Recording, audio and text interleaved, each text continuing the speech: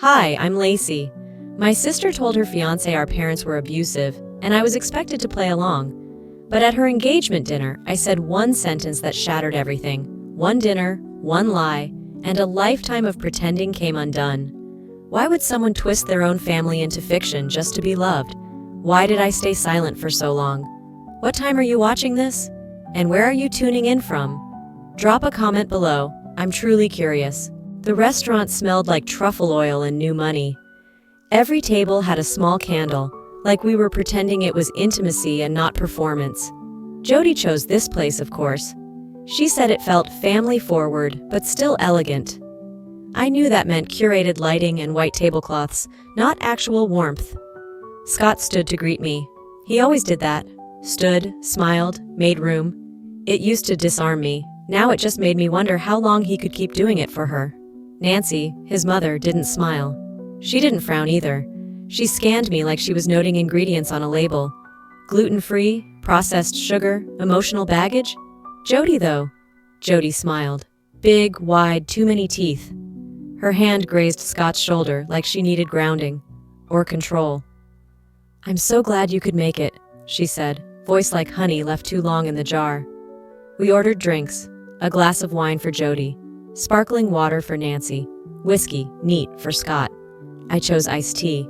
I wanted to feel the cold in my hand. I wanted to anchor myself. It was halfway through the bread basket when Nancy said it. I think it's remarkable how far you've come, Jody, she said, dabbing her mouth with a cloth napkin. To rise above such a difficult upbringing and still carry yourself with grace. I looked up slowly. Jody froze. The wine glass halted midair. What do you mean by difficult? I asked. Nancy tilted her head. Well, Jody shared how emotionally abusive things were growing up, that both of you had to learn how to survive parents who weren't always safe.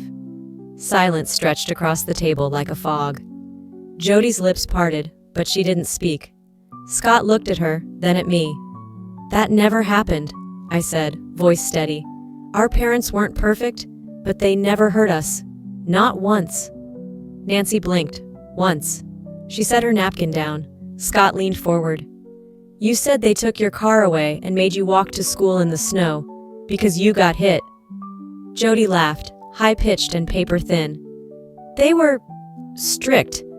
I never said. She lost the car because she got a DUI, I cut in. Our dad didn't want to pay to fix the damage. The silence didn't just return, it detonated. Jody pushed back from the table and excused herself. Her footsteps echoed down the marble hallway. Scott followed a beat later. The waitress approached. Would you still like dessert? I almost laughed. No, thank you. By the time I walked to my car, my phone buzzed. Unknown number. I almost didn't open the message. Hey, I saw the dinner on someone's Instagram story. Jody pulled that same sob story on me in college. Said her parents were abusive. Got a loan in my name? Vanished. I stared at the screen. The sender's name was Marla. We'd met once. She had red curls and a chipped tooth she never fixed because she said imperfection was more honest. The lie wasn't new. She just dressed it up better this time.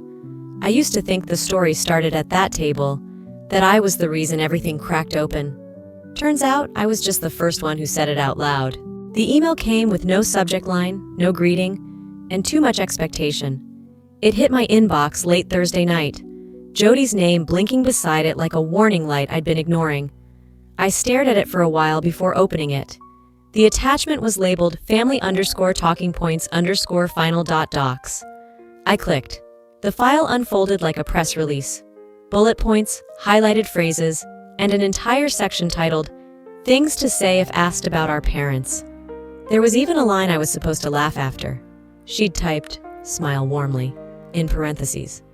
One part read, Say I used to read to you before bed when Mom was too tired. Mention the red blanket. We had a special one. Another, if anyone brings up Dad, just say he did his best. That usually shuts it down. I didn't flinch. I just sat there scrolling while something cold settled behind my ribs. It wasn't the lies, those were expected. It was the assumption I'd repeat them. I didn't reply. Hours later, I was brushing my teeth when my phone rang. It was Mom. Her voice cracked on the second word. Did she really just send me a script? I paused. She CC'd you? No, Mom said, voice turning to steel. She sent it directly to me, like I'm a damn extra in her monologue. I could hear the fury buried under her calm, the rare, dangerous kind. She never asked how I've been. She just sent instructions, like I'm a prop, or worse, a liability she needs to manage. I leaned against the bathroom sink, toothbrush forgotten. You okay? She wants to perform a version of herself that never existed, and she expects us to play supporting roles. Then, after a silence that stretched like smoke, Mom added, "You tell her this. If she's building a fantasy, she can find a new cast." I almost smiled. Almost. Later that night, I opened the email again, not to reread it, just to see it, to remember what it felt like to have someone write a version of your life without asking if it belonged to you. 16 years ago, I was 9. I'd asked Jody if she wanted to play Clue with me on the floor. She didn't look up from her phone. "Pretending to like you is exhausting," she'd said. The document in front of me wasn't shocking. It was just more polished. I didn't respond to her email, but I did forward it to myself. Subject line, "Evidence, in case I forget." The next morning, a new message waited. Subject line, "Final talking points. Please memorize." No greeting, no thanks, just an order. She thinks I'm still a prop, a loyal extra, but I've started rewriting the scene. Sleep wasn't coming easy. The engagement dinner looped through my brain like a broken reel. Jody's voice, her wide-eyed panic, Nancy's controlled silence. It all hovered in the room like smoke that refused to clear. I opened my laptop. Not to work, not even to distract myself. It was more like a reflex, when you need something familiar under your fingers. I clicked through folders aimlessly, then paused at one I hadn't touched in years. 2019, Portland. It was a time capsule from when I was still in grad school and Jody had just started dating Scott. Inside were random PDFs, grocery lists, memes. Then one file stood out. To Marla, my family lie plan. My stomach tightened. The message was short, calculated. "They'll believe anything if you cry hard enough. I'll say my stepmom screamed at me. Easy win. You know how financial aid people love a sob story." I closed the laptop and then opened it again. I read the message 3 times. I wasn't shocked, not really, just confirmed. Everything I thought I knew wasn't just true. It had been strategized. I scrolled further. Another file. Word document. Jody_wedding speech_final. I hesitated, then clicked. To my sister, who always believed in me, who I read bedtime stories to when Dad worked late. That never happened. She barely said goodnight. I survived trauma not to play victim, but to rise above it. Each sentence was crafted like a weapon dipped in sugar, made for applause, for tears, for admiration. I didn't cry, but my chest tightened in a way that made breathing feel optional. 16 years ago, I tried to help Jody with a science project. I remember holding up the wrong-sized poster board, smiling like a puppy who brought back a shoe. She rolled her eyes and said, "Don't touch what you'll never understand." This email, this speech, was just another version of that moment. Except this time, she wasn't just dismissing me, she was repurposing me. I printed the email, the speech, stapled them together, labeled the folder, "If she ever says I made it up." Then I messaged Scott, "If you ever want my side of things, I'll have it printed." I didn't know what he'd do with that. Maybe nothing, but I had stopped pretending I wasn't part of her story. She curated memories like flower arrangements, but I'm holding the thorns. The phone rang just past noon, when the sun was slicing through my blinds in thin, deliberate lines. I'd been nursing a cup of coffee I hadn't touched since it cooled, scrolling mindlessly through work emails I wasn't going to answer. When I saw the caller ID, Nancy Doss, I didn't move. I let it ring twice, 3 times. On the 4th, I answered. "Laci speaking." Her voice was smooth, almost warm, too smooth. "I hope I'm not interrupting. I just wanted a moment, woman to woman." There it was. "I've been thinking a lot since the dinner," she continued, "and I realized something. Everyone's been offering their version of the truth, but not you." I didn't speak. "I just want to understand," she said. "Did your parents ever hurt Jody?" Silence stretched between us, and then I said it. Calm, clear. "No, but she hurt them." Nancy didn't sound surprised. "Thank you. That's what I suspected. She hung up before I could ask what she planned to do with my answer. I stood in my living room for a full minute after, the quiet pressing in around me. I didn't feel relief. I felt exposed, like I'd been tricked into holding up a mirror I didn't ask for. That evening, Scott texted. My mom already knew. She ran a check on Jody weeks ago. I sat down. DUI, fabricated essays, financial red flags. She was waiting to see if Jody would admit anything herself. I didn't reply. Nancy hadn't called to find the truth. She called to see if I'd lie for my sister, or for her, or for the image they were both pretending to protect. 16 years ago, Jody stormed out of Thanksgiving because no one asked about her new job title. Annalise had whispered to me as we cleared the plates, "Some people don't want attention. They want a monopoly on empathy." I hadn't understood it then. I do now. Later that night, a new email hit my inbox. No subject, no message, just an image attachment. It was a photo of us, Jody and me. I was 6, she was 12. We were standing in front of a fireplace at a cousin's birthday party, our shoulders barely touching, our eyes looking in opposite directions. No caption, but the message was clear. You used to stand beside me. I stared at the screen until it blurred. Then I moved the email to a folder labeled Evidence. She didn't need to scream. She sent the photo like a warning, proof I once stood beside her, but never with her. I hadn't planned to visit Grandpa Harlan, but sometimes, instinct knows better than plans. He didn't ask why I showed up, just poured tea into mismatched cups and sat across from me with the stiff quiet he wore like an old jacket. I talked about everything and nothing, about how fake kindness tastes worse than open cruelty, about how Jody's voice still rang in my ears long after she left the room. Harlan said nothing, just stared past me into the space where memories settle. Then he stood, slow and sure, and left the room. When he came back, he was holding a flash drive. No label, no explanation. "There's something I never showed anyone," he said, voice brittle. "Maybe I should have." We plugged it into his old desktop, a single file, Thanksgiving, 12 years ago. He clicked play. The video opened to chaos.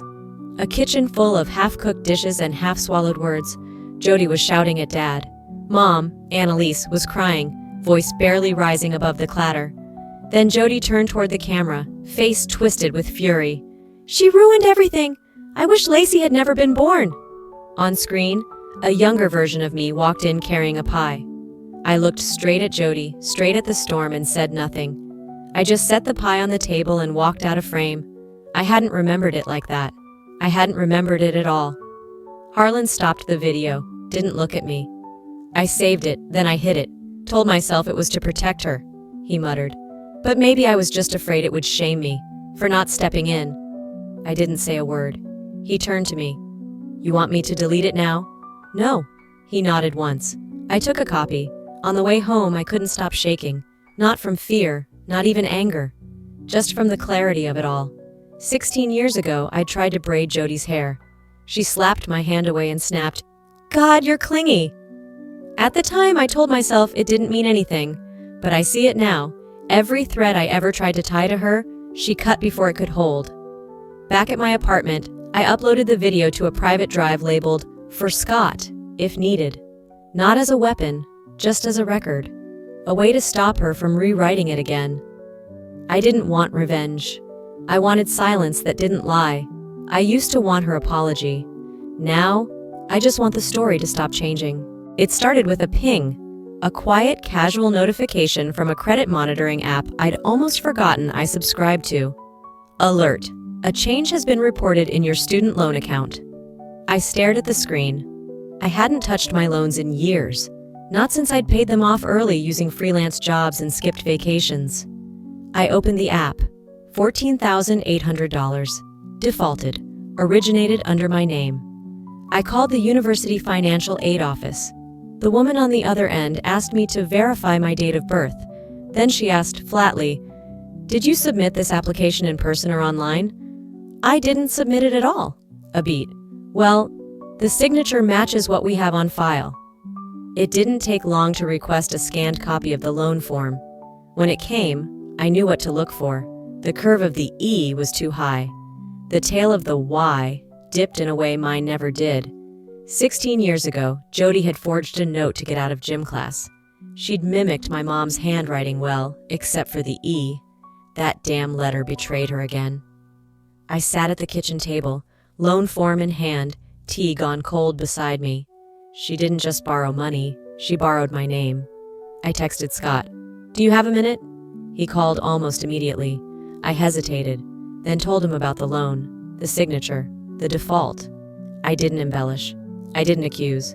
I just told him what I'd found and how it pointed back to her. He didn't interrupt. After a long silence, he said, "She told me she paid her way through college by working nights, that her parents refused to help, that you were the golden child." Another pause. "She also said she never lies, said honesty was the only thing she promised in a relationship." I stayed quiet. He didn't need my voice to hear the irony. "I need some time," he said softly. I nodded, even though he couldn't see me. "Of course." The next morning he texted. I gave her back the ring. No punctuation, no explanation, just consequence. I didn't reply, not because I didn't care, but because I finally understood something. Not everything needed a response to be complete. Later that night, I created a folder on my laptop and labeled it Protect Me Legal. Inside, I saved a copy of the forged loan application, screenshots of my conversation with Scott, a transcript of the call with the university. It wasn't about revenge. It wasn't even about justice. It was about safety. She borrowed my name to pay for her escape, but I've decided I'm done paying for her story. Scott's voice note landed mid-morning, right between the grocery list and a reminder to pick up my dry cleaning. His voice was cautious, like someone stepping across thin ice he didn't trust to hold. "She told my mom that your family forced her to terminate a pregnancy," he said. "Said it was all about image, that your mom didn't want the neighbors knowing her daughter was that girl." I froze in place. My phone still buzzed in my palm from the message. I didn't move. I didn't blink. I remembered that year. Jody had vanished for 2 weeks without explanation. No note, no calls. When she came back, she said she'd been getting clarity. I'd been 13, old enough to know something was off, young enough to believe her when she said it was none of my business. That voice note cracked something open. I messaged Marin, one of Jody's old roommates from college. I hadn't talked to her in years, but I knew she'd tell the truth. "Hey, random question. Do you remember when Jody disappeared that spring junior year?" The reply came within minutes. "Yeah, she had a scare but decided not to go through with it. Said she didn't want to be a mom. Also said if she ever needed to gain sympathy, she'd claim your family made her do it." I thought she was kidding. She wasn't. I stared at the screen until my fingers tingled from holding the phone too tightly. A few hours later, another message arrived. A file. Old screenshots from a group chat. "If I ever need to pull the sympathy card, I'll drop the forced abortion angle. Works every time." Dated, time-stamped, her words verbatim. I didn't cry, I didn't scream. I just forwarded the chat log to Scott. No context, no follow-up. He'd know what it meant. 16 years ago, I found one of Jody's journals in the basement. She'd left it open on a pile of laundry. I remember reading a line that never left me. "Nobody sees me unless I'm suffering." That made more sense now than it ever had. Scott's reply came hours later. That's all I needed. That's all he wrote. I didn't ask what he planned to do next. I didn't need to know. Instead, I opened my notes app and typed, "If she uses me in one more story, I'll become the author." She weaponized pain, but now the receipts are louder than the tears. Scott's voice sounded thinner than usual, like it had passed through something heavy before reaching me. "I got a letter," he said. "No return address, no name, just evidence." I didn't ask what kind. I knew the type before he said it. Screenshots, statements, dates. Receipts no one could deny, no matter how many times they rehearsed the lie. He added, "I thought I knew what lying looked like. I didn't." I met him at a diner on 5th Neutral Ground. We sat in a booth by the window. The sun outside was doing that late afternoon thing where it hits everything too honestly. He slid the envelope across the table. I opened it slowly. Familiar fragments stared back at me. Emails I hadn't written. Memories Jody had twisted side by side with the real versions. All marked with timestamps, witness names, annotations in blue ink. At the end, there was a Scott called me just after 8. I could hear the hesitation in his breathing before he spoke. "I got something in the mail," he said. "No return address, no note, just pages." "What kind of pages?" "A packet, screenshots, emails, chat logs, all time-stamped, all dated, and all about her." My stomach dropped. "I thought I knew what lying looked like," he added. "I didn't." We met the next morning at a diner just outside the city. He handed me a plain manila envelope across the booth like it was radioactive. I opened it slowly. I didn't need to look long. I already knew what it was, but I hadn't expected the weight of it. There at the very end, scrawled in handwriting I knew too well, was a single line. "I raised a daughter who speaks the truth, and another who can't stop rewriting it." No name, but I knew. I knew exactly who sent it. After the diner, I drove straight to my mother's. She didn't even look up from her garden when I arrived. "I sent it," she said before I asked.